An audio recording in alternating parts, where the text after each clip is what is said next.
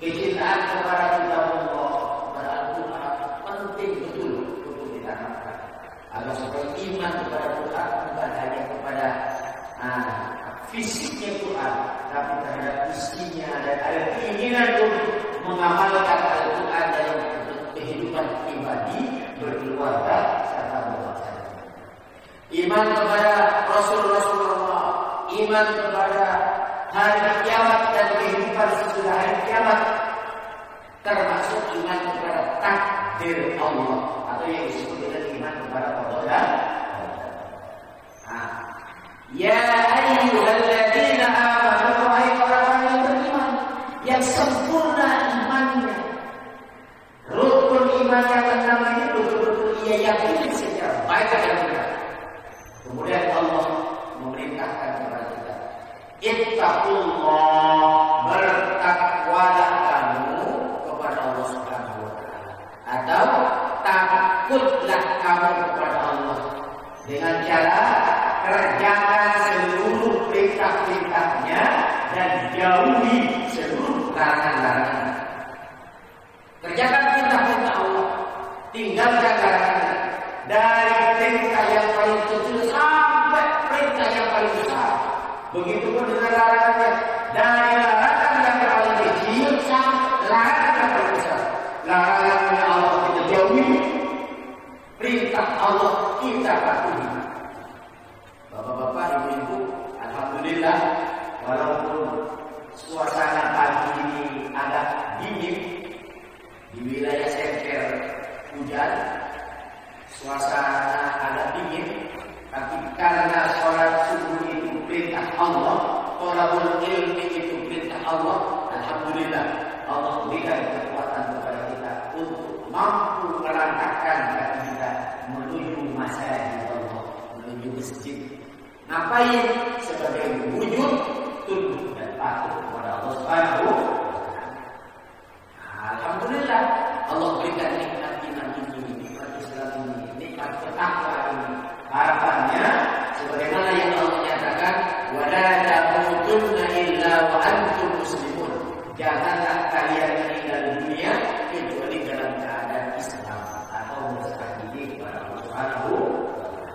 Harapannya mudah-mudahan ya, kita senantiasa bertakwa kepada Allah, beriman dan bertakwa akan menjadikan kita sebagai orang-orang yang beruntung di dunia. Allah menyatakan ittaqullah, bertakwalah kamu kepada Allah, wa qulu qawlan sadida, dan berkatalah kamu dengan perkataan yang benar. Wa qulu qawlan sadida, menurut Ibnu Katsir, yang disebut dengan qawlan sadida ini disebut dengan mustaqimah, perkataan yang lurus, istiqamah, perkataan yang lurus, perkataan yang benar, perkataan yang jujur, perkataan yang istiqamah dalam ketaatan kepada Allah. Apa yang disebut dengan istiqamah? Kalau orang beliau istri 3 kontrakin rumah, bukan itu. Istiqomah itu ajib dalam kebaikan. Ajib itu bahasa Jawa, kalau nggak salah. Ya. Tetap. Bahasa kita itu tetap dalam kebaikan. Apapun kondisinya, dia tetap mengucapkan la ilaha illallah Muhammadur Rasulullah. Apapun kondisinya, dia tetap menyatakan inni muslimun. Saya ini orang Islam. Saya ini orang Islam. Ketika dia kaya, ya, dia tunduk dan patuh kepada Allah dengan bersyukur dengan hartanya. Ketika dia miskin, dia tunduk dan patuh kepada Allah dengan bersabar dalam keadaan miskin. Nabi Sulaiman kaya raya, ya, Nabi Sulaiman kaya raya, tapi dengan kekayaannya tidak membuat beliau sombong, tidak membuat beliau angkuh dan congkak dan malas beribadah kita, tapi dengan kekayaannya menjadikan beliau sebagai hamba-hamba Allah atau Nabiullah yang menjadi uswah bagi hamba, bagi kaum. Begitu juga dengan Nabi Yusuf, dengan Nabi ketika beliau dalam keadaan miskin, sakit, ketika menderita penyakit yang kepanjangan, beliau tidak putus asa dari rahmat Allah, senantiasa bersabar terhadap ketetapan dan keputusan Allah Subhanahu wa Ta'ala. Dalam kondisi longgar, Nabi Yusuf beliau istiqomah dalam taat kepada Allah. Begitu juga ketika Nabi Yusuf dipenjara oleh raja karena difitnah, waktu itu dianggap melakukan pelecehan terhadap perempuan yang bernama Zulaikha, Nabi Yusuf tetap istiqomah dalam taat kepada Allah Subhanahu wa Ta'ala. Inilah istiqomahan itu yang harus ada dalam diri. Makanya ini disebut dengan qaulan sadida, bermakna mustaqimah, istiqomah, dan dia yakin bahwa Allah Subhanahu wa Ta'ala melihat semua perbuatannya dan memberikan balasan yang terbaik yang bagi siapa yang melakukan kebaikan. Maka bagi siapa saja yang beriman kepada Allah, bertakwa kepada Allah, dan berkata dengan perkataan yang benar, Allah Subhanahu wa Ta'ala memberikan janji bagi mereka. Apa? Yuslih lakum a'malakum. Yang pertama, Allah akan memperbaiki perbuatan-perbuatanmu. Subhanallah. Bapak-bapak dan ibu-ibu yang dimuliakan oleh Allah, ketika kita belajar berkata yang jujur, berkata yang benar, maka Allah akan mengarahkan kita untuk bisa berbuat yang baik, akan memberikan kesempatan kepada kita untuk senantiasa menjadi hamba Allah yang saleh. Yuslih lakum a'malakum, akan memperbaiki amalan-amalan kita. Maka prinsip yang pertama, jujur. Maaf kalau hari ini ada pepatah atau ada kata-kata yang sering disampaikan. Hari ini nyari orang pintar itu banyak, yang susah itu nyari orang jujur, ya kan? Yang nyari orang pandai itu banyak, nyari orang jujur yang agak susah. Makanya sampai Rasulullah SAW menyatakan, wa qulil haqqa walau ala nafsika, dan katakan yang benar walaupun terhadap dirimu sendiri. Kenapa demikian? Bapak dan Ibu yang dimuliakan oleh Allah, orang yang baik itu hatinya akan merasa bersalah kalau dia melakukan kebohongan. Sebagian ulama menyatakan hati manusia ini dibagi menjadi beberapa tingkat. Yang pertama, lapis luar disebut dengan sebutan sodrun. Sodrun itu ada lapis luar. Di dalam sodrun ada namanya kolbun. Kolbun itu hati. Di dalam hati ada namanya fuadun. Di dalam fuadun ada namanya lubbun. Kan? Sodrun, ya, kolbun, fuadun, lubbun. Makanya lubbun itu kemudian dinyatakan dari lubuk hati yang paling dalam. Coba kalau tak percaya, ibu-ibu melakukan kebohongan, hatinya pasti merasa bersalah. Bapak-bapak melakukan kebohongan, kekeliruan, pasti hati dirinya merasa bersalah. Maka orang yang senantiasa dibayang-bayangi oleh perasaan bersalah, ada beberapa kemungkinan. Kemungkinan yang pertama, dia akan buru-buru sadar dan dia bertaubat kepada Allah Subhanahu wa Ta'ala. Yang kedua, kemungkinan yang kedua, akan tertutup hatinya sehingga dia akan kebal dengan kesalahan. Yang pertama, ada kemungkinan dia menjadi orang yang baik sehingga dia buru-buru bertaubat. Kemungkinan yang kedua, kebal, mati hatinya sehingga dia menjadi sadis. Sudah tidak kompromi lagi mana baik, mana buruk, mana hak, mana batil. Coba kita lihat ya, suasana pandemi seperti ini, melihat orang banyak laparan, banyak korban PHK, banyak perusahaan tutup. Orang yang hatinya baik, kalau dia tidak membantu orang lain, perasaannya merasa besar.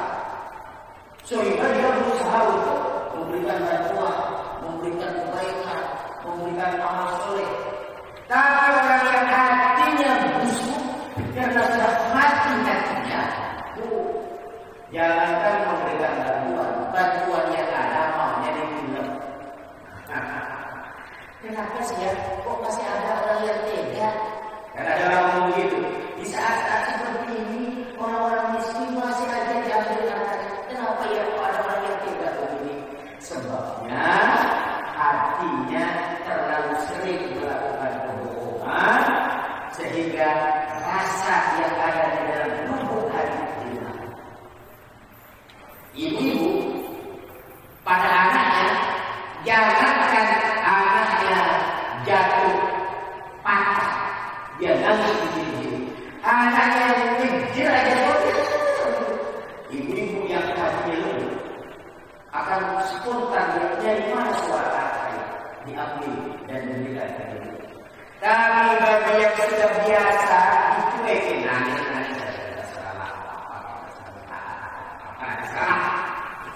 Kenapa? Karena sudah terlalu sering hatinya dimati. Bapak-bapak, ketika hatinya selalu dihidupkan dengan zikrullah, akan gampang saja melihat anak nangis tersenyum, melihat orang miskin tersenyum, ya kan? Ada rasa ingin bantu, ada rasa ingin memberikan pembelaan, ada rasa ingin menjadi wali dari mereka. Ketika hatinya hidup, luput, hatinya hidup. Kalau dia nggak makan, ya masih kita makan. Keras. Tapi bagi yang sudah mati hatinya, na'udzubillah. Yuslih lakum a'malakum, bagi orang yang beriman, bertakwa, perkataannya itu Allah akan senantiasa perbaiki.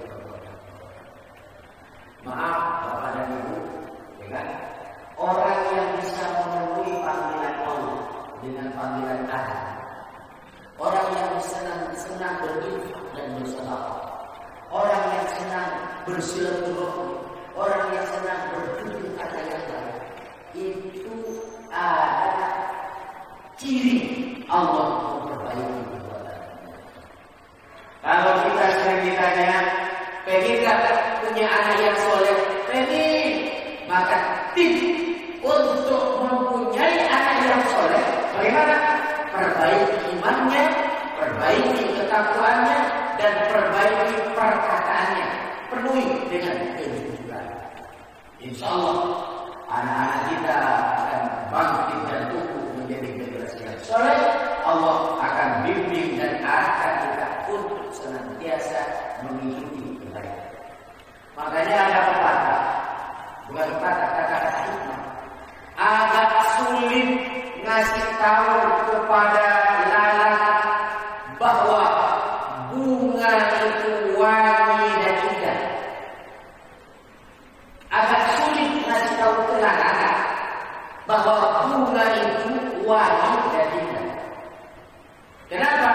Ditunjukkan bunga yang wangi dan indah, lalat tetap hinggap di kotoran.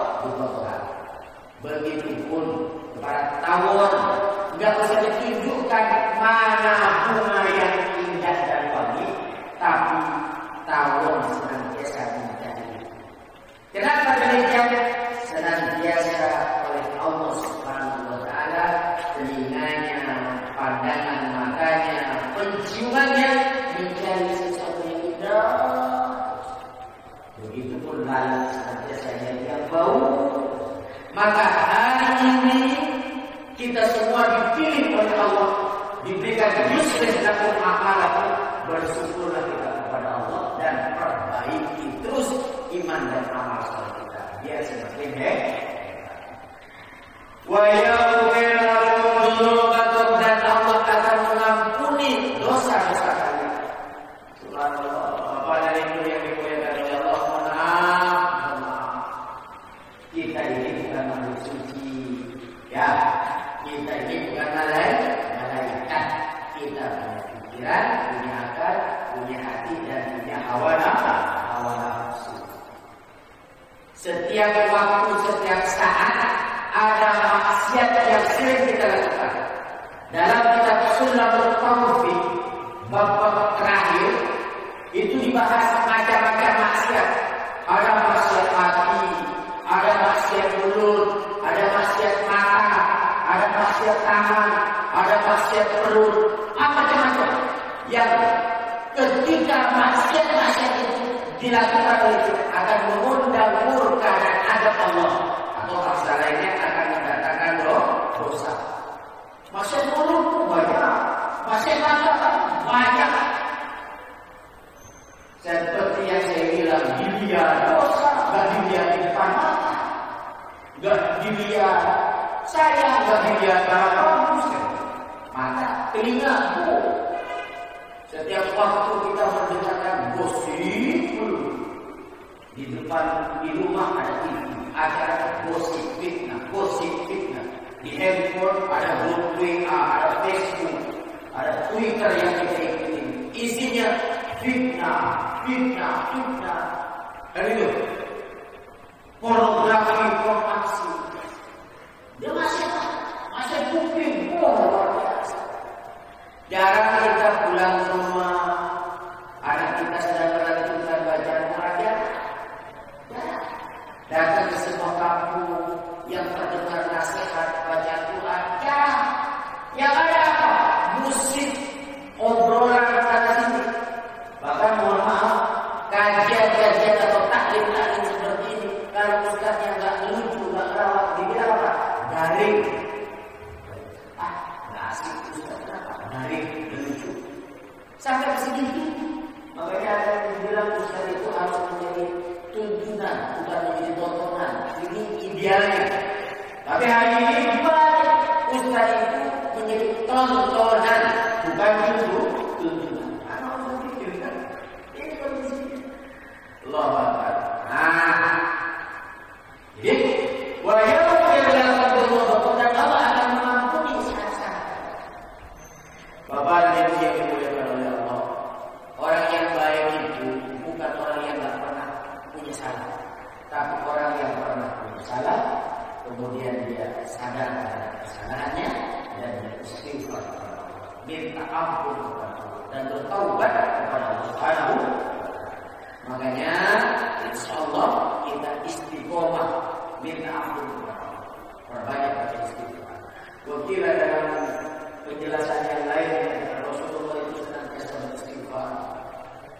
Memang kita sudah sering beristighfar di dalam sholat. Kita bilang Rabbighfirli, ya Allah ampunilah aku. Ya, di dalam sholat. Di luar sholat kita membaca. Dalam sebuah hadis diceritakan bahwa ada seseorang yang meninggal dunia. Kemudian derajat dia di akhirat meninggi, terus tinggi, naik ke surga yang tinggi. Orang ini kemudian nanya, ya Allah, ini kok saya masuk ke surga yang tinggi seperti ini? Kenapa ya Allah? Lalu kemudian Allah menjawab, disebabkan istighfari walidika, karena anak-anakmu sering membacakan istighfar untuk memintakan ampun kepada Allah untuk subhanallah. Kan? Betul. Wa yaghfir lakum dzunubakum, Allah akan memberikan ampunan terhadap dosa-dosa kalian. Wa may yuti'illah wa rasulahu, dan siapa saja yang taat kepada Allah, taat kepada Rasul, melaksanakan perintah Allah dan menjauhi larangannya, mengikuti perintah Rasulullah dan menjauhi larangannya, faqad faza fawzan 'azima, maka mereka lah orang-orang yang beruntung dengan keberuntungan yang sangat sempurna. Apa itu? Fauzan azima, dinyatakan meninggal dalam keadaan husnul khotimah. Hidup dalam keadaan mendapatkan rezeki yang halal dan barokah, diampuni dosa-dosa yang Allah Subhanahu wa taala. Di akhirat dia berhulul dan jannah bila hisab, masuk ke dalam surga dengan hisab yasir yang ringan, bahkan tanpa hisab lagi masuk ke dalam surga dengan penuh keselamatan. Subhanallah. Kita berharap, bermohon dan berdoa kepada Allah, mudah-mudahan Allah kuatkan iman Islam kita, Allah kuatkan ketakwaan kita kepada Allah, Allah bimbing dan arahkan kita untuk senantiasa jujur dalam perkataan, perbuatan dan aktivitas, sehingga Allah berikan kepada kita semua kebaikan. Allah perbaiki amal-amal kita, Allah ampuni dosa-dosa kita, dan Allah jadikan kita senantiasa taat kepada Allah dan Rasulullah, sehingga kita hidup dalam taat, meninggal dalam keadaan husnul khotimah. Di akhirat insya Allah kita termasuk hamba-hamba Allah yang dimasukkan ke dalam surga ya Allah Subhanahu wa ta'ala. Amin ya rabbal alamin. Terima kasih Pak Ustaz.